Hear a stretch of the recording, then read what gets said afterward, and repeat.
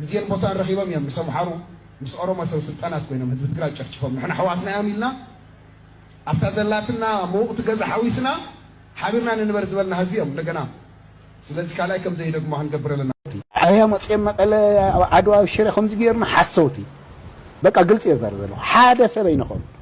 ብሙሎም ታን ከም መጀመርያ ሻዕብያ ኣትዩ በዚ መፅእ ዛንዘል ፌክ እዩ ትግራዋይ ኣይትታለል በዘረባ ሓሰውቲ ምግበ ደግሞ እንደዚህ ይል ነበር أزي ريز ولا منسي بحيث لنا عاوز لنا إيوان كنت ولا نعم مسرحهم ተለቅ ያሉት ትልልቆቹ ከኋላ ናቸው ያሉት እንዳስፈላጊነቱ ከፊት እናስገባዋለን ያሁን ቀልጥፋችሁ ቶሎ በአስቸኳይ ለውጡት ነው የሚለው ይሄ ነው የመጣው ጥፋት ግን 1 ሚሊዮን ወጣት ማስጨረስ ነው የነ ምግበ ልጆቹ 3 ልጆች ቃልና ትናንት ሲየ እንደዚህ ይዟቸው እነዚህ ልጆቹ ናቸው ቦስተን ነው እቺ ትምኒት እህቱ ነች ይሄ ትልቅ ልጁ ነው እንደዚህ ያስመርቃል ልጆቹን እንደ ጫጩት ታቅፎ ቦስተን ውስጥ በጥሩ ትምህርት ቤት አስተምሮ ያስመርቃል የዳውስ ልጅ እያለቀ ነው በቃ دحين أيوك أخواتي طبيهم لك تمرت ልጆቼ ጠፉብኝ አራት ልጆቼ طبي إنه ودي حبيبي وهو معزل لي هاي المعزل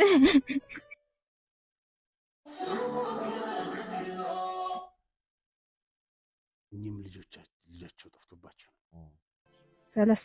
ሰለስተ ደቀን دايما أقول لك 3 ልጆቼን አጣሁ كن زيا አይዞ እንዳህ ጸላኒብከ አህመድ አልጎ መጣን አጣዚም ዶ አህመድ አልጉ እነዚህ ልጆች አመድ ይበላቸዋል እነዚህ ደግሞ አራት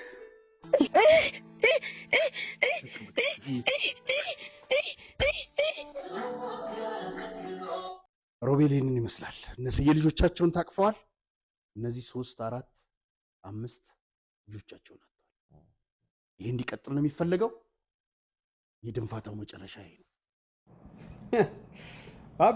አቤት አታዚም ቁሩብ አምላክ አይፈርሕኒም አንተ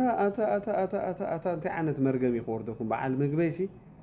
اوي ጭካና كلتشع زربا تمال انت يبلكم يرو ها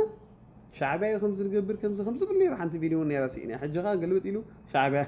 هاي جبر ولا حنتي جبر سبق مصوت غيرمو باليق غيرمو نسبق صوت له اتا حزب تግራይ دي تنقحقا ازيم كصوت لك ازيم راسها خزور لك وانا عبا حجزنا تግራዋይ ተጋሩ አብዛ ሰዓት ዚያ ከምዞም ኤርትራውያን ነጽርና ደልና ብርጌና ሐመዱ ነጽር በቃ ባራና ይحዋሐት ባራና ይግደፍን ጎንካ ዘመንካ አይተحልፎ نحنا ياكل بارነት ይልና مسجدف تفاتحنا ساعتكم كم حواحت تفاتحوا لا لزس انت يخوردكم يحواتكم سنكيلوم يحواتكم ويتم انت يخوردكم هو تايتدغم يا مچم حنساب يابዛ ምድር ትነግሯ ስለዚህ ንሶም ንፍትሕ ድቅ አለሱ حرام ريت ወጥም ደሎ حواتكم ሰውም ኩኑ እዞም ክልተ ጉጅለ ዓመጽኛታት ህግደፍን ሕዋትን ካብዛ ምድሪ አሊና ሰላም ጌርና ዓድና ምስድራና ክንነብር እዚኣታት እንዲትና ደላ ማለት እዩ በርዚም ትሪኦም ኣለኹም ደቆም ኣብ ደገ ይምህሩ ገለመለ ባኣኹም እፃወትልኩም ኣሎ ስለዚ ዓይንትኹም ክፈቱ ተጋሩ ሓግዙና በክርስቶስ ኢየሱስ በማመን ያገኛል ሰውፉን ሰውማ ሰውነም ያብሎ ዳለት አሰምነ ሻባና ኢየሱስ ያድናል ሳምባጅል በለህ ሳምባጅል በለህ ይብሎ ዳለት አሰምነ ሻባና ወዳን መንገድ ኢየሱስ ነው ኢየሱስ ይወድሃል ኢየሱስ ይወድ መንገድ ነው ኢየሱስ ሳምባጅል በለህ የተወለደ ወዳን የሚታለው በኢየሱስ ነው ሚገርም ነው ኦይ አያችሁ ወንጌል ዋጋ ያስከፍላል ስንል ዝም ብለን አይደለም ከመሬት ተነስተን አይደለም በቃ ምን አደረገ ይሄ ሰው ወንጌል ነው የሰበከ እንግዲህ ግን ወንጌል ሁሉ ጊዜ ዋጋ ያስከፍላል ኢየሱስ ያድናል ስትል የሚጮህ ሰይጣን ያለበት ሰው ብቻ ነው እና ምራቃቸው ነው የተፉለት እንዴት እንደዚህ ይደረጋል ወገኖቼ የቤተክርስቲያን ካህን አይደሉም እንዴ እረፉ የሚላቸው አባቶች የሉም በጣም ያሳዝናል ስለዚህ የኦርቶዶክሶች ህዝብ በዚህ አጋጣሚ መጠንቀቅ አለባችሁ ሁሉ ነጠላ ያደረገ መስቀል የያዘ የእግዚአብሔር ሰው ማለት አይደለም ስንት ደብተራ ደጋሚም እንዳለ ልነግራችሁ እፈልጋለሁ ብዙ ጊዜ እንደምታውቁት የኔ አገልግሎት በደብተራ ደጋሚ የኢሉሚናቲ አባላቶች በዛ እንቅስቃሴ ያደርግ ነበር አዲስ አበባ ሳለሁኝ ወንጌል ሰብካቸው ነበር። ምክንያቱም ትውልዱ የሚያጠፉ እነሱ ናቸውና እንዳትሸወዱ በመጨረሻ ዘመን በስሜ ይመጣሉ ብለዋል። ኢየሱስ ኢየሱስ የሚል ሁሉ የእውነት ማለት አይደለም። ስለዚህ እንግዲህ ጌታ ኢየሱስ ክርስቶስ ሲሰበክ የሚናደድ ሰይጣን ብቻ ነው። እሺ ባታምንበትም ኢየሱስ ያድናል ቢባል ምን ያናድድሃል? እሺ የግድ ጴንጤ መሆን አይጠበቅብህም እኮ። ኢየሱስ ያድናል ሲባል እኮ ኦርቶዶክስ ኢየሱስ ያድናል አይደለም እንዴ የምታምን? ምን ያቃጥልሃል? እንዲያውም ደስ ሊልህ ነበር። ያ በቃ ሐሴት ማድረግ ኢየሱስ ያድናል፣ ኢየሱስ ጌታ ነው ሲባል ደስ ይላችሁ ነበር። ግን እቺ ዓለም ለኢየሱስ አትመችም። በጣም ነው የሚገርመው። በጣም በዚህች ዓለም ሁሉ ስም ብትጠሩ ማንም ይቃወሙህ፣ ማንም ይሰድብህ የለም። ኢየሱስ ባላችሁበት ጊዜ ግን ቤተሰብ ይቃወመሃል፣ የቅርብ ጓደኛ ይቃወመሃል። ለምን? በኢየሱስ ስም ኃይል ስላለ ነው። ሰይጣን የሚናደደው በኢየሱስ ስም ብቻ ነው። ምክንያቱስ ኢየሱስ ነው ያሸነፈው። ለሰይጣን ያሸነፈው ማርያም አይደለችም፣ ገብርኤል አይደለም፣ አቡነ አረጋዊ አይደለም፣ አቡነ ጨርቆስ አይደለም። ለሰይጣን ያሸነፈው ኢየሱስ ነው። ስለዚህ ማን በከፈለው ማን ነው የሚወደስ? መንቃት አለብን። ስለዚህ ወገኖቼ ጌታ ኢየሱስ ክርስቶስ ይወዳቸዋል። እባካችሁ ንቁ። የመሪዎች አባቶች ለነዚህ ደብተራዎች ማስጠንቀቅ አለባችሁ። ግን በጣም ነው የሚገርመው። በቃ ሁሉም ሃይማኖቶች መዳን አለባቸው፣ በኢየሱስ ማመን አለባቸው። ይሄን ለማለት ፈልጌ ግጻናው ምስት ህዝበይ ኮይነ ያአክል ኢለ ቅድም ሕጁን ያአክል ብላሎ ያአክልና ንበሎ እዚ መንግስት እዚ ያአክሎ ወላ ትዝበለፀ መንግስት ምንክን እዚ ግዜ ክወስድ አይግባና ብዓለም ሓደ ሰብ ንሓንቲ ሃገር 25 ዓመት 26 ዓመት ወሃይ ስለምንታይ ሰብ ተሳይኑ ኮይኑ ካውዛ ዝበቃ ሰብ ደይብልናን ኮይና መንግስት ብሕግን ብስርዓትን ዘይከይድ ንእሱራት ብሕጊ ዘይዳኒ ንህዝቡ ካብ ዓዱ ዘጥፍእ ነዚ መተካእታ ዝኸውን ሰብሲ የብልናን ኢልና ክንዛረብ ብጣዕሚ ዝሕፍር እዩ። ከማ እንታይ ስለ ዝገበረ እዩ መተካእታ ክስእል? ናይ ሰናይ ነገር ናይ ፅቡቅ ነገር ስለ ዝገበረ እዩ መተካእታ። ሓደ ግዜ ኣነ ክሓስብ ከለኹ ኣብ ኤርትራ ዘሎ ዝተፀለለ ሰብ ኣብቲ መንበር ኮፍ ተሰብሎ እውን መሓሸና ካብ ዘሎ ሰብ። ምክንያቱ ኣትሊስት ሰብኣይ መቐተለን እንተቐተለ እውን ውሑድ ሰብ መቐተለ። ኣብ ዓድና ዘሎ መንግስቲ ወይ ኣብ ዓድና ዘሎ ሰብኣይ ግን ደም ሰብና መፀወ ዝነብር بحزب إيرترا كان ذا حزب إيرترا تيسمعوا أزي جوكان منجستي سلزي نزي أكل يلنا ملاك وعلى الحدر زدليو نجار كخونا يقبان برجس قمت جهنم زول زلنا بملهم صورات بوليتيكا يكونوا ناي بميديا يكونوا بهايمانوت يكونوا بستفل عليه من قدة أسيرهم زلوا بقى تكفتحوا كل اللهم أنا زبل زلوا جبان فتيمم ويز خوانا كله سيفيلاو جبان زغبري بلي اللهم توم بمغنيات ناي بوليتيكا دي بمغنيات ناي هايمانوت تبعيلهم مسألاتهم تجهيز اللهم أسيرهم زلوا زيهم سبازياتهم زخوانا يكون كنا كنا كبروا لي بلوم تكفتحون انت بتجبناتهم بتزوردهم حسيت ما كحسوني جبا زي ناي جدا وعلى الحدر زلوا يكونن زوم سبازياتهم مسألهم يوم جليسوا لو تكحت مسلوم ينيرو حجون مسلوم ስለዚህ ብሰንክ እዚ ኣብ ማእሰር ተዝበልዩ ምክንያት የብሎም ታኻለይቲ ነጥብደማ ታኻለይቲ ነጥብ ኣገዳሲት ክትከውን ኢለ ዝሓስባ ዘለኹ ክንገብራ ዘለና እንደልያውን ዘለና ሕገ መንግስቲ ወይ ሩል ኦፍ ሎ ብሕጊ ዝኸይድ መንግስቲ ብሕጊ ዝኸይድ ሕብረተሰብ እዚ እንታይ ክንብል ከለና ቀዳማይ ዝመፅእ ቅዋም እዩ enact the constitution without any preconditions اللي تقوام تسعان شوعاتن استنتفه بزي وعلى الحدر بزي كدنا كنات بزي كمزن كمتن التكبار كوعل خلالو مع تنازلنا تبقى انت لخاجن تقدامي تك الحسبه زلكا ابي يالو تنازلنا زوم صويل كخاطات زلكا نمنتاي يوم تسويهم اذا كل مسواتن دخامن صعرس نمنتاي نيرو نكن حتتن نكن استوعلن قالتنا نخنا عيلن إتا أنكم عالتو خينا غنتكملاون لنا أبقال انت دي ذكرنا أبتا معالتو تياغن بفلوي إذا قاتمي what happened እንታይ ኣጋጢሞት ናጽነትና ነዚ ኮነን ብርግጽ ተሰዊዮም ክትብል ክትክል ኣለካ ንኸምዚ ዓይነት ህይወት ኣይኮነን ህይወቶምን ናብሮኦምን ከፊሎም ከይዶም ቶም ኣያታትና ክንብል ክንክል ኣለና ስለዚ ትስዕስዓሉ ትሕጎሰሉ በዓል ኣይኮነን ተሓተሉን ሓላፍነትካ ከም ብሓድሽ ትለብሰሉን ነቲ ዝድሎ ዘሎ ሓርነት ናይ ህዝቢ ኤርትራ ናፃ ኮይኑ ዝነብረሉ ምርጫታት ናይ ህይወት ዝገብረሉ ዝኣትወሉን ዝወፃሉን ዝመሃረሉን ዝዓብየሉን ዝሓርሰሉን ዝነግደሉን ክኾነሉ ክንምነ ትምኒ ጥራይ ሕጂ በዓል ጆርጆስ ናይ ባሕቂ ምሳና ደም ክምደቡ ሰውኡት ክበሃሉ ብጣዕሚ ይገርመካ ማለት እዋ ንኣምላኽ ኣነ ድልምኖ 200 ከይተዛረብኩ ውሰደኒ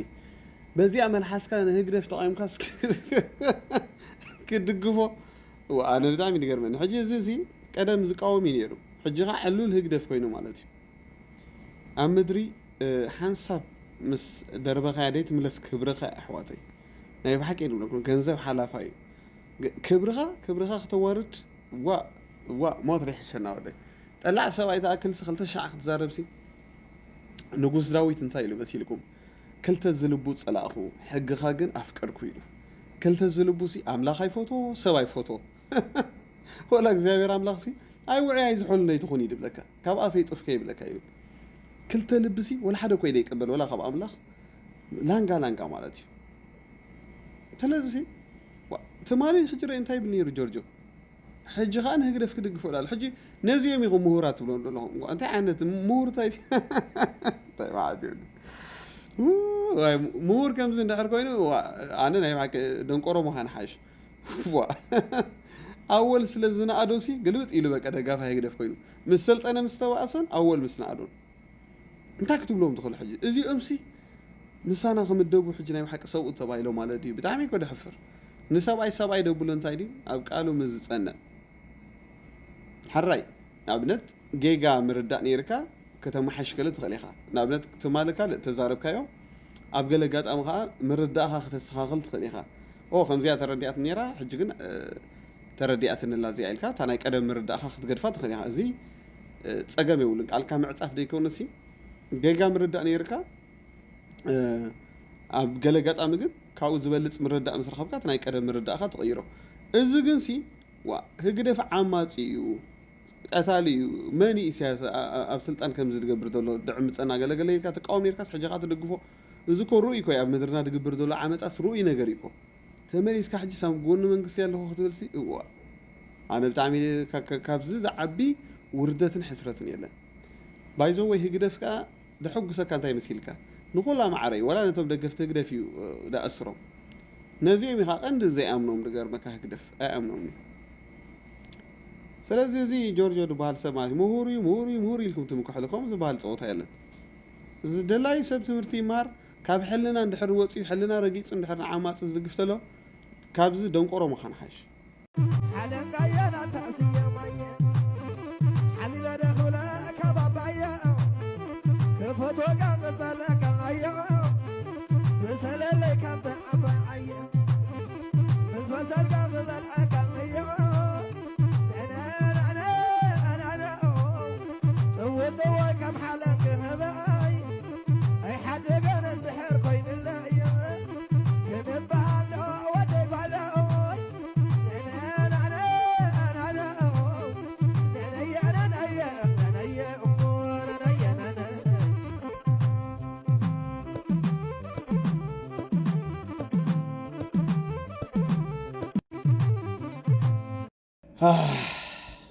እዚኦም ሕጂስ መራሕቲ ደዮም ክበሃሉ ተጋሩ ኣሕዋተይ ብጣዕሚ ኮይ ድገርመካ 1,500,000 ህዝቢ ኣጥፊኻ ስዕስዕ እንታይ መዓት ይወደይ ኣታታታታ ዝጋቤር ኣምላኽ ኣቦይ ኣታ በጃኻ ገለ ግበረና እንድዒ ኣነስ ብጣዕሚ ድገርመኒ በቃ መፃ ዋይ ፃወቱልና ኣለዉ ዞም ሽማግለታት ኣቶም ተጋሩ ኣታ ዓገባይ ትብሉ እንዲኹም معادي ودي قرب حفرت يلندي تاخد يا اخ سب فيها እዚኦም ጎ ሪኣለኻ ወፂኦም ኣብ ቅድሚ ህዝቢ ትግራይ ተረዲሃን ፀሊም ክሻ ተጎልቢቦም ትግራዋይ በዲልና ካይና የቅሬታ በቃ ብዕሽነትና አጥፊናኩም ኢና ኢልካስ ስልጣን ንመንእሰይ ክህቡ ከይድግቦም ኣይሓፍሩን ዋይሓፍሩን እዮም ከምዚ ኢሎም ክስዕስዑ ከለዉ ሳዕሲዕ ተራእዎም ህዝቢ እናጠፈ ተጋሩ ንቑሑ ንዓናን ንዓኹምን ገደል ሒዞምና ዳኣ ትብሉ እዞም ሽማግለታት እዮም ንሰብ ኣይትፍርሑ ንመሰልኩም ተጣበቑ መፅሓፍ ቅዱስ ወላ እንታይ ኢሉ ንስጋ ዝቐትሉ ኣይትፍርሑ ክፍራሕ ድግቦ ሓደ ኣምላኽ እዩ መንፈስን ነፍስን ከጥፍእ ድኽእል ሰብ ኣብዛ ምድሪ ክፀርፈካ ይኽእል ክሓሜካ ይኽእል ከፀልመካ ይኽእል ካብኡ ዝገደደኻ ክቐተለካ ይኽእል እዩ መንግስቲ ሰማይን ሲኦልን ግን ክእተወካ ይክእል እዩ ኣይትፍራሕ መንግስቲ ሰማይን ሲኦል እቱ ሓደ ኣምላኽ እዩ ንዑ ጥራይ ንፍራሕ እዩ ደቃ ተረዲኹምኒ ሰብሲ እንኳዕ ዳ ድሕሪ ሞት ከኣሲ ዝቐትል እንኳዕ ኣይኮነ ሰብ ሲኦል መንግስቲ ሰማይ ድእቱ ተድኸውን ሰብ ምስ ሰብ ተመሳሰልና ነርና ሰብ ግን በቃ ኣብዛ ምድሪ ጥራይ ተቐተለካ እውን ኣብዛ ምድሪ ይደፈንወካ ሕጂስ ብዙሕ ኣይትፍርሕዎም ማለት እዚኦም ከማኹም ሰባት እዮም ና ቁሩብካ ምሻሎ ሕልና ድባሃል ዘይብሎም ፈርሃ እግዚኣብሔርካ ዘይብሎም ሰብ ኣወዲ እምሲ ደብረ ፅዮንሲ ሳዕሲዕ ተራእካ ጠላዕ ሰብኣይሲ እዋይ ሕወሓት ክጨክኑ ሰናደታት ረኺያ ነይረን ንሶም ከዓ ስዕስዑ ኤኒወይ ዘመን ይምፃልና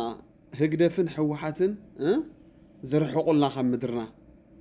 መንእስያት ከዓ ነቲ ስልጣን ዝርከብሉ ንትግራይ ንኤርትራ ዘመን ካሕሳ ይምፃልና ብላ ኣለኹ እስከ ኣሜን እንዳበልኩም ኩላትኩም ፀሓፉ ኣሜን ደይብል ደቀ መዛሙርቲ ናይ ሕወሓትን ህግደፍን ከም ዝኾነ ንፈልጥ ስለዚ ነዚ ወለዶ ንህዝቢ ትግራይ ንህዝቢ ኤርትራ ሓድሽ መሪሕነት እግዚአብሔር አምላክ ይሃበና አሜን በሉ። በተደጋጋሚ ነግሬያቸዋለሁ። አሁንም እኔ በኩራት ነግራቸዋለሁ። ከኢትዮጵያ እኔ አንድ ብር አልሰርቅም። አውቀዋለሁ። እሱ አልሰርቅም፣ የለሁበትም። ሌላውም ሰው እንደዛ መሆን አለበት። መስረቅ የለብንም። የሚሰረቅ ሀገር አይደለም። ከማን ይሰረቃል? ይህንን እንደ ሞኝነት እንዳለማወቅ የሚያስቡ ሰዎች አሉ። ሰዎች ወደ ፓርቲ የሚጠጉት፣ ወደ እምነት የሚጠጉት፣ ወደ ዘር የሚጠጉት ለጥቅም ስለሆነ ጥቅማቸው የማይከበር ከመሰላቸው እንደ ጅብ የቆሰለውን የራሳቸውን ገላ ይበሉታል። ጥቅም ነው አሉ። የውስጣችን ባለሀብቶች ውጭ ካሉት ባለሀብት ጋር ሆነው ያምሱናል። ታስታውሱ ከሆነ ዓመት ገደማ ነው ሌብነትን እንታገል ብለን ኮሚቴ ያልነው። ከዛ በኋላ እኮ እሳት ነው የሆነው። እሳት ሌብነት ማለት አካውንት ሊበረበር ነው፣ መሬት ሊበረበር ነው፣ በሚስት በልጅ ባጎት ሊበረበር ነው። ይሄ ደግሞ ብዙ ሰው ይነካል። ከዚህ ሳንወጣ የጀመረው ጦርነቱ ቀጠለ። እስካሁን እንደምታዩት ነው። እኛም ብዙ ሞከርን፣ ብዙ ያዝን፣ ብዙ አሰርን፣ አልጨረስነውም። አቤት አቤት አቤት አቤት አቤት አቤት ቅንነት፣ አቤት ትህትና። ምን አለ እግዚአብሔር ሆይ ለኤርትራ እንደ አብይ አህመድ ብትሰጠን። እኔ በእውነት ነው የምላችሁ ወገኖቼ፣ እንደ አብይ አህመድ መሪ በአፍሪካ ሙሉም የለም። በቃ በኩራት እኮ ነው እኔ አልሰርቅም እያለ እየተናገረ ማለት ነው። ሌባ እንደዚህ ደፍሮ አደባባይ ወጥቶ እንደዛ አይልም። እና እድለኞች ናቸው ኢትዮጵያኖች።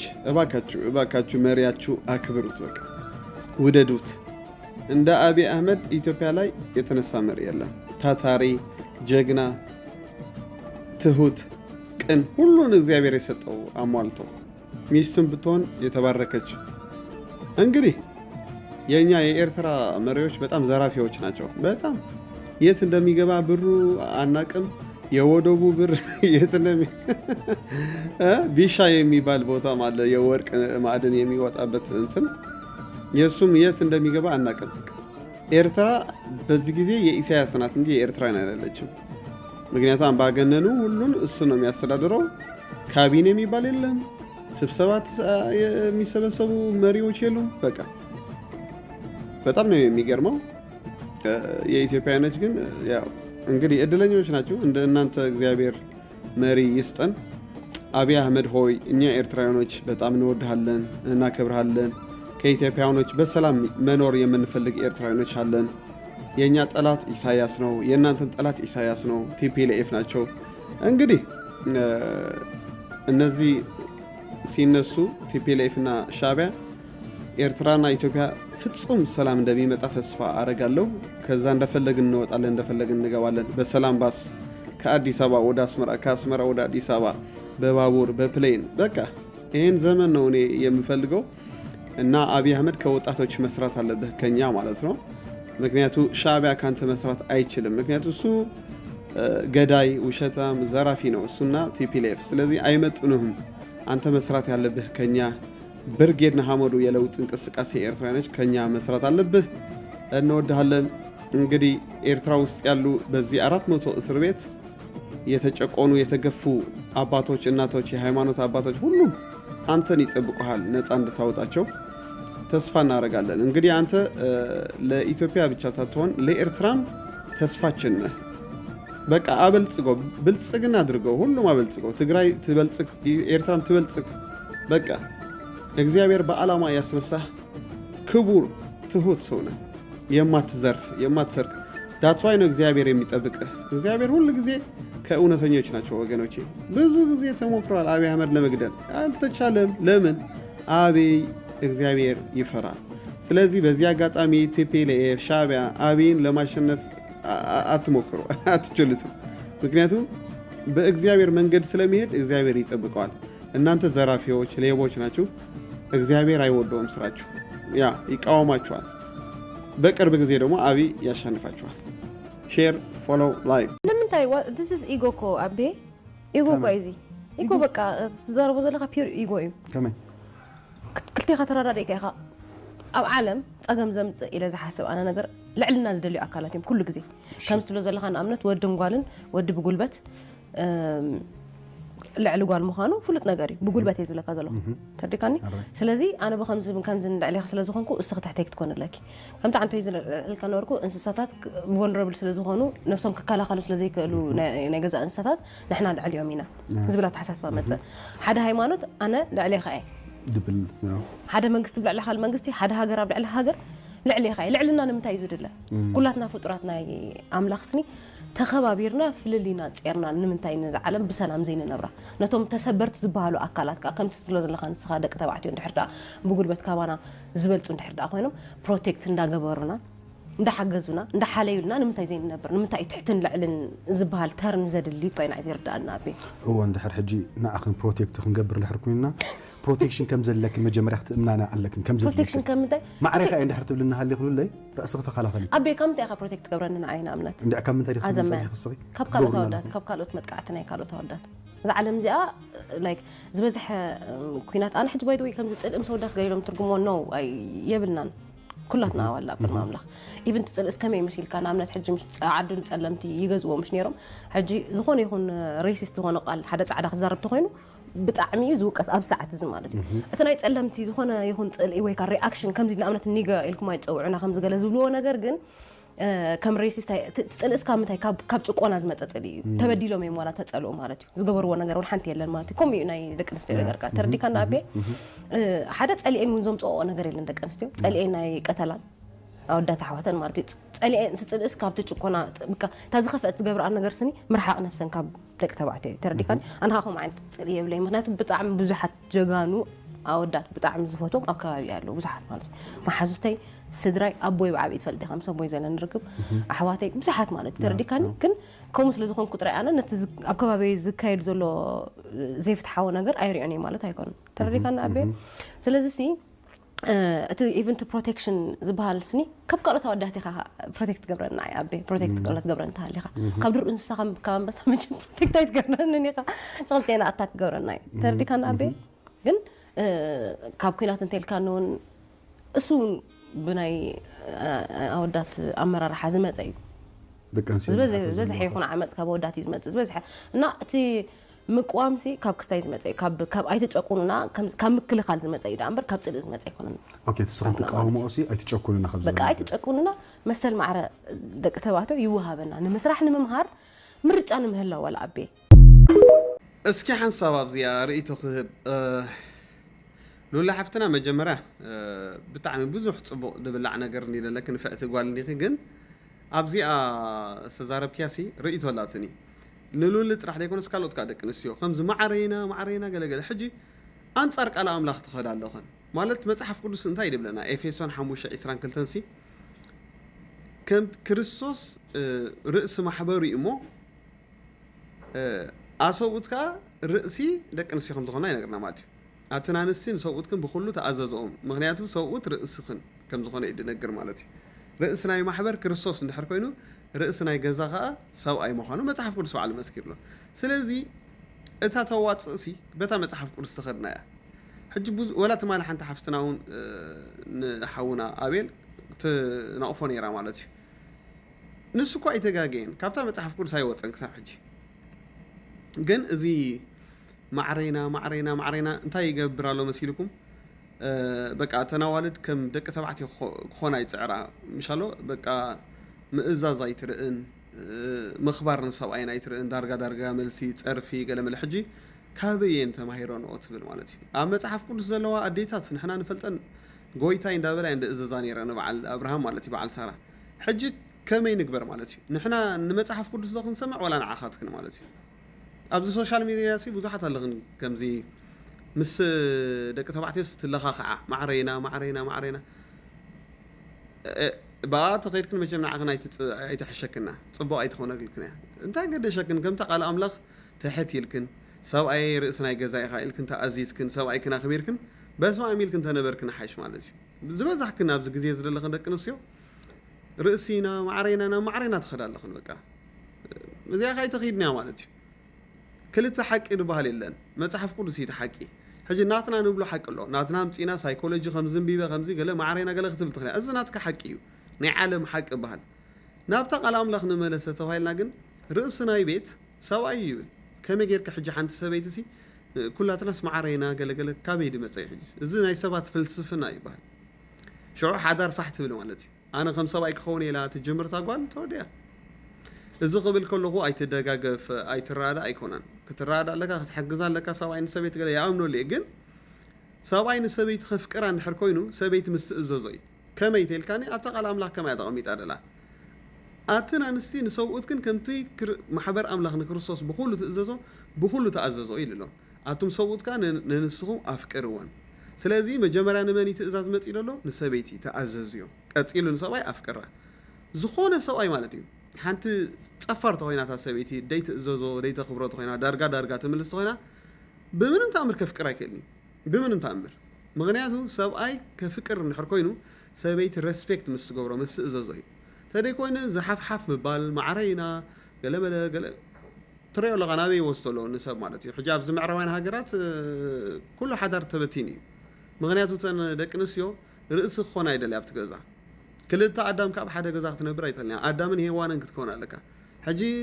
ማዕረይካ እንደ ዝሰርሕ ዘለኹ ንዓንዶ ከምዚ እንዶ ገለመለ ሕጂ ክንደይ ሓዳር ተበቲን እዩ ከምዚ ርእሲና እንዳተባሃለ ማለት እዩ ሕጂ እዚ ነቲ ወለዶ ድሃሲ ቆልዑ ዘኽቲሞም ክዓቢ ዝገብር ሲስተም ናይ ዝዓለም እዩ እዚ እምበር ኣዴታትና እሺ ጎይታይ እንዳበላ እንተኣዚዘና መጽሓፍ ቅዱስ ዘለዋ ይኾና ወላ ተና ኣዴታትና ሲ ንሰብኡተን እንዳኽበራ እንዳተኣዘዛ ከይደን ግን ኣብዚ ግዜ ዘለዋ መብዛሕተን ደቂ ኣንስትዮ ግን ተሪኢኹሞ ኣሕዋተይ ከምዚ እቲ ምእዛዝ ባርያ ድኾና ደለው እዩ ድመስለን ከምኡ ይኮነን እኮ በቃ ነቲ መጽሓፍ ቅዱስ ኣኽቢርክ ኣለኹ ማለት እዩ ንሰብኣይ ክትእዘዝዮ ክተኽብሪ ከለኺ ነቲ መጽሓፍ ቅዱስ እንታይ ጌርክ ኣለኺ ተኣዚዝክ ኣለኺ ማለት እዩ ግን ሕጂ ደቂ ኣንስትዮ ምሳና ትባእሳ ደለኽን መሲልክን ምስ መጽሓፍ ቅዱስ ትባእስ ኣለኺ ሓንቲ ሰበይቲ ንሰብኣያ ደይ ተኽብሮ ደይ ትእዘዞ ተኾይና ናብ ዝደለያ ነቢ ትኸይድ ናብ ቸርች ትኸይድ ገለ ጸሎት ኣይምለሰላኒ ምክንያቱ ኣምላኽ እንታይ ይብላ ሰብኣይካ ኣይተኽብርን ኢኺ መጀመርያ ሰብኣይ ክኽብር እዩ ክብለኪ ሕጂ መብዛሕትአን ደቂ ኣንስትዮ ብዕሸነተን ሓዳረን ይዘራርጋ በቲ ንሰብኣየን ዳርጋ ይምልሳ ኣይእዘዛን ኣየኽብራን ገለ እሞ ሓዳር ፋሕ ይብል ሽዑኡ ኤይ ይመፅእ ምብካይ ግን ባዕለን እንተ ሓዳር በቲኖ ማለት እዩ ሰብኣይ እንተዋሪድካዮ ሰብኣይ ተደይ ተኣዚዝካዮ ከመይ ኢሉ ምሳኺ ክነብር ዝኾነ ሰብኣይ ሕተታ እንድሕር ሰበይቲ ደይ ተኽብሮ ተኾይና ክነብር ኣይክእልኒ ምክንያቱ ኣምላኽ ከምኡ ገይሩ ይፈጢርና ክንክበር ክንፍራህ ይፈጢርና እዚ ኻ መጽሓፍ ቅዱሳዊ እዩ ፍርሆኦም ኣኽብሮኦም ድብል ኣሎ ማለት እዩ ስለዚ እዚ ማዕረይና ንሰብ ናበይ ይወስዶ ብፍላይ ደቂ ኣንስትዮ ያ ናብ ካልእ ዓለም ወሰክን ኣሎ ማለት እዩ ስለዚ كم تقال أملاك تخيدنا كلنا تصبق كنكيدنا نناتنا عيوة تسرحنا مالتي صوبوت ننستنا خنا فكر أنا استنا خنا عنا إزازان دحرت كم جاء تخيدا سلام كتكوني حدر هيوتو سلام كوني أنس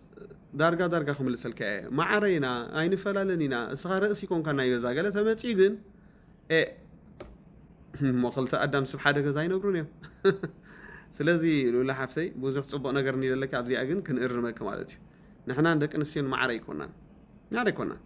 لك نحنا رأس كوني أملاخ فتيرنا أنا استخا تحت يلكن كتجزأ أنا أخن تفتيركن زي عند حروسيت كنا صبق خونا لكن هيوتكن أيكونن جن بزناي سايكولوجي بزناي عالم تمرت اندحر كن كيدينا تيلكن جن هيوتكن فحت بالمالتي فولو شير لايك مقبرة رسول سناي بتقولوا يدفتح لهم دعموا له مزيجي تتقصو زنبركا قفئي أو إرتراسي بحكي بتحف قدس بتقولوا راح يفتح يبل ديو نزخس كان تايتو لهم نظام عمنتي كريستيانا اينا بحالتي نزي سرعات زي زدقفو نا إرترا خونتات كا بتقولوا يفتح زلو يا كمو قالوا قال كريستيانات تتقاوم كل خان السرعات نا إرترا بتقولوا يفتح 3 عمت هو تبايلو داون تبايلو أبين لو قال يبليو أنا ناخذ تتصارى حسابي دلني بمسارات متحف كل سؤال لو ما عنده فطر قلبي أوه إذا مالت صلوت عيد إنني مالت أكونين صلوت قبل تحول صلوا ويلي دعما مغنادو أو أمريكا أوروبا بسبتها بتصلوت رايكم كان متحف قبل حوي صليها فانكسر إسكاها ورقة تتصلت كلها كبوت أنا بوتها كتير كلها بتصلوت رايكم كان وديها كيلكا تزاريكا مثلك حديثك أيوه زق حدوه يقولون سلازي صلوت وصاني أب صلوت كن ببري كتحوص على كايليدا من أبنت متحف قدس عبيت إجزاء صلاة بتصلوتن بمقوام حساباتهم بتقاوموا إجزاء صلاة الله نأبنت إلياس نفيد حج نبي إلياس ننقص أكاب نتهزبي ربصي ينيرو يشكونه ينيرو إلياس أنا إجزاء سوية بقى بتصلوت راك سعره يلو أبتبعت تحاميو صلوت راح يكون نجيرو كأننا هنا مو نخلينا بمسارة المتحف قدس قدامي نقص عسى الشمونت خيكم تتاريخ بوبو نإسرائيل تجعل قدر لخاصي مانيخا إذي تقايمو نتنقص مالتي جيزهم نايلو أمنتي إذابير بحرات قوير الله مرة عندنا فرحت فمن إذابير الله نهجد فينا نفرح مبزحتو أمانيت سق أبيلو دلو فرح إذابير أملاخ ويدما أمت صلوت دايكونا فرح نهجد فيه نصوري مالتي إساياس قال لها يقبرون بفرح حسابات الله فرح نهجد فيه تسد أبيلو دلومبر ناي بحكي تفكر ناي إذابير سب عمل صخر أغلو يقاومي سلازي إلياس قدام ينقص عسى شمونت دخينا نهزم إسرائيل تساقي وسخص ماني غايلو نتنقص كقاوم أغلو نرئي مالتي نابوكنا نتصر مالتي سلازي إساياسي ماني خاصة نهزم إرترا ترغص أولا لخا ماني خاصة وانجير سلد صوبخو تشفلقهم للخا إلكا مقوام متحف قدساوي إلياس بقبور يام قبر دلنا والحانت استفلي نقر إلا كم حتى ضربان أوش تعد خوينا خن كوهن قبل ميد قبعنا قن فرحت سلدغنا خلتنا وزينا مالتي زي جانا مولو خن لنا به ناي بحق تفكرني أنا نعمل صوت أو بعنا أبونا نتنس أو منارينا ونجد أبونا نتنس فيتن تقايمهم بزي فتحي السورة أسرى لغيرهم بكا بعد أبونا نتنس ريهم مثالين كان بعد نبي إلياس أوش تعدي بعد بيتودد حجنا هاي ما نتمرح يكون أوش تعدي خلوا ناي بعد نبي إلياس حضرتي غيروا مالتي سبك جزاء ما يقولوا لي زين جاكانو نايو حق زين مالتي هذا إدراس فرحنا كيش أوينا سدرانا هيك قالوا دوم قلنا فرحنا حراي وتينا هذا حتى مسكري تفرح حزب نطح تفرح أنا بداني بقرب سلازي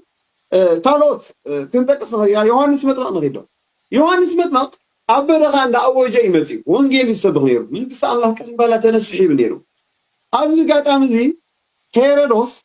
كي نحن نقول هنا ماتيوس 10:4 كله نقولكم ماتيوس 10:4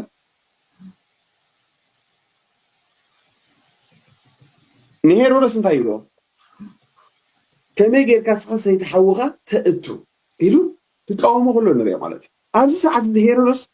سوري يوحنس مطلق أنا قداي وانجيل ترحم ጸሎት ጥራሕ ኢሉ አይበልን ዓመፃ እንዳራእየ እንታይ ዝገብር ዘሎ ይደፍ ኢሎማ ሰይተሓውካ ነርካ በዚኣ ሰበብካ ክሳዱ ቆሪፆ ማለት እዩ ካብ መፅሓፍ ቅዱስ አንተ ዝዛረብ ዘለኹ ማለት እዩ እዚኦም ጸሎት ጥራሕ ድብሉሲ ንበዓል ኤልያስ ንበዓል ዮሃንስ ከእንታይም ክብልዎም ንነገስታት ይቃወሙ ነይሮም ማለት እዩ ቀጥለን ከ ዳንኤል ንኺድ ዳንኤል ቀዳማይ ሚኒስተር እዩ ነይሩ ኣብቲ ናይ ነጋውሲ ቀዳማይ ሚኒስተር ነይሩ እቲ ንጉስ ንጣዖት ክሰግዱ ምስ ኣዋጅ ምስ ወፅአ ፍኒስትራ ከፊቱ ነዚ ኣዋጅ ይቃወሙ ነይሩ ብጸሎት ማለት እዩ ዳንኤል ማለት እዩ ዳንኤል ናይ እግዚአብሔር ሰብ ማለት በቃ ኣነ ንንጉስ መታን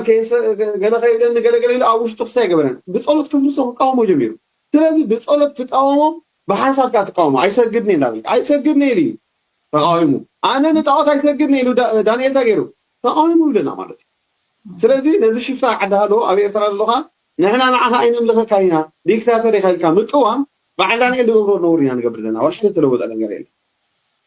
ዮሴፍ ተሪእናዮ ዮሴፍ ፖለቲካዊ ምሕደራ ለውጥ ኣምፅኡሲ ንህዝቡ ካብቲ መከራ ንሕዋቱ ኣውፂዎም እዩ ማለት እዩ ኣብ ፖለቲካ ይሳተፍ ነይሩ ማለት እዩ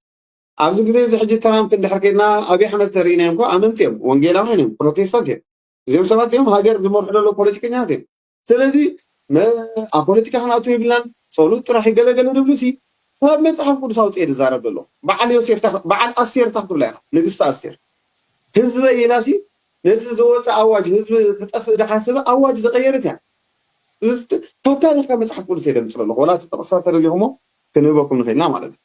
ሕጊ ንጉስ ጥሒሳ ውሽጣት እያ ነዚ ኣዋጅ እንታይ ገይራቶ ኣስቴር ኣቀይራቶ ህዝበ ኢላ ማለት እዩ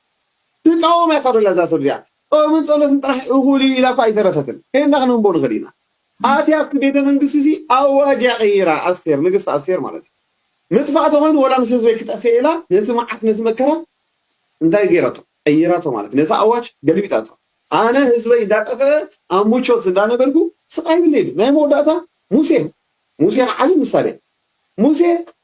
ኣብቲ ናይ ንጉስ ቦታ እንዳነጋውስ ይድቕመጥ ነይሩ በቃ ኣነ ዳ ዝተደላደለ ሂወት እንዲደለኒ እንታይ ገደሸኒ በዓል ይፈልጥ ህዝቢ ኣይበለን ነቲ ናይ ነጋውስ ቦታ ነቲ ጥዑም ናብራ ገዲፉ ምስ ህዝበይ መከራ ሕሸኒ ኢሉ መከራ ፀጊቡ ብለና ስለዚ ሙሴ እሱ ጥራሕ መከራ ጥራሕ ካይኮነን መሪፁ ተቃዊምዎ ይድብልና ነቲ ንጉስ ተቃዊምዎ ህዝበይ ይለቕለካ ኣሎ እግዚኣብሔር ኣምላኽ ኢሉ ብዘደንቕን ብተኣምራትን ማለት እዩ ግብሪ እግዚኣብሔር ኣምላኽ እንዳገበረ ተገይርዎ ኣውፂዎ ማለት እዩ ካብቲ መዓት እንዳኸደ ከዓ ሽዑ ባሕሪ ረኺቦ በዚ ከዓ ፈሮናውያን ግብፃውያን መፅኦም እግዚኣብሔር ኣምላኽ እንታይ ክገብር ሕጂ ተጨኒቐ በዚ ባሕሪ በዚ ሰብ ኢልዎ እግዚኣብሔር ኣምላኽ እንታይ ኢልዎ ብጸሎት ጥራሕ ሽግር ካብትሓዮ ሙሴ ኣይበሎን እንታይ ንዓይ ትሓትት ኣለኻ ዓይነ ምንታይ ጭቕጭቕኒ ኣለኻ ኣብ ኢድካ በትሪ ኣለካ ሙሴ ኮሎ ነቲ ባሕሪ ኢልዎ ስለዚ ንሕና ከዓኒ ጸሎት ጥራሕ ክንፅሊ ከለና እግዚኣብሔር ኣምላኽ ተዛረቡ ንእሱራት ድምፅኹን እዩ ድብለና ምክንያቱ ስለ እሱራት ስለ ዝተዓበሱ ኣፎም ድምፅኻ ስምዕ ዝብል ፅሑፍ ኣለዎ ንእሱራት ከም መታእስርቶም ዘክር ዝብል ኣሎ ስለዚ ሙሴ ብበትሪ ገይሩ ነቲ ባሕሪ ምሳረሞ ሃዲሙ ተሳጊሮ ማለት እዩ ንሕና ከዓኒ ኤልሳ ሓፍተይ እዚኦም ደለይቲ ፍትሒ ኤርትራውያን ገለ ጸሎት እኹል እንድዩ ልክዕ ከምዚኦም ናይ እግዚኣብሔር ሰባት ዝገብርዎ ዝነበሩ ግን ንነገስታት ዝቃወሙ ዝነበሩ ካብ ጌጋ መስመር ክወፁ ክንስሑ ዝምዕድዎም ዝነበሩ ከምኣ ክንገብር ኣለና ዝተፈለየ ወንጌል ኣይተቐበልና ኣነ ሕጂ ተሪኢኽና ኣብ ሶሻል ሚድያ ስእልታት እንዳጠቃዕኹ ናይ በዓል ኢሳያስ ኣፈወርቂ ንስሓ እተው ገለ የድብሎ ኣታ ክንደይ ትደፍር ገለ እዮም ድብሉኒ ድፍረት እንግሊዝ ኢሳያስ መዲ ሰብ ኢኮ ሓደ መዓልቲ ከም ዝኸማናሲ ተማሂሩ ገለ መለን ናይ ዕድል ኣጋጣሚ ሕምቀት እኳ ድብላኒ ናይቶም ካልኦት ሰባት ሓሚቖም መርሓና ኢሎም ኣብ ገለ እትዮሞ ማለት እዩ ኤኖይ በዚ ዝመፅእ ሰብ እዩ መልኣኽ ወይ ድማ ኣብ ካልእ ዓለም ዝመፅእ ሰብ ኣይኮነን ክጋገ ከሎ ሓገር ትብሎ ማለት እዩ ስለዚ ብጸሎት ጥራሕ ድፍታሕ ኢሎም ዝኣምኑ ሰባት ይቐፅሉ እሳተ ተረዲኣቶም ኣነ ግን ብጸሎትን ግብርን ክትሕውሰሉ ኣለካ ኢለ ይድኣምን በቃ ግብሪ ተተሓዊሶኻ ኣድማዕነት ይመፅእ ህዝቢ ተነቓቕሕ ምልዕዓል ትገብር ከምዚ ጌርካ ነቲ ስርዓት ትግልብጦ ማለት እዩ እግዚኣብሔር ኣምላኽ እውን ኪዱ እዩ ዝብል ሰቂልካ ይኮንካ ብተኸርሚ ካብ ገዛ ንፀሊ ኣይኮነን ፍትሓ ክተንግስ ኣለካ እምበር ስለዚ ኣነ መፅሓፍ ቅዱሳዊ ዝገብር ዘለኹ ንምንታይ ኢሉ ዝሓተኒ ሰብ ጸሎት ጥራይ ዝብል እዚኦም ናይ እግዚኣብሔር ሰባት እዚኦም ጠቂሰ ዘለኹ 6 ናይ እግዚኣብሔር ሰባት ጸሎት ጾምን ጥራሕ ኢሎም ኮፍ ኣይበሉን ፊት ንፊት ንነገስታት እዮም ተቃይሞም ማለት እዩ ስለዚ እዚኣ ትመስል ምርድእ እዩ ማለት እዩ ቤተሰሓት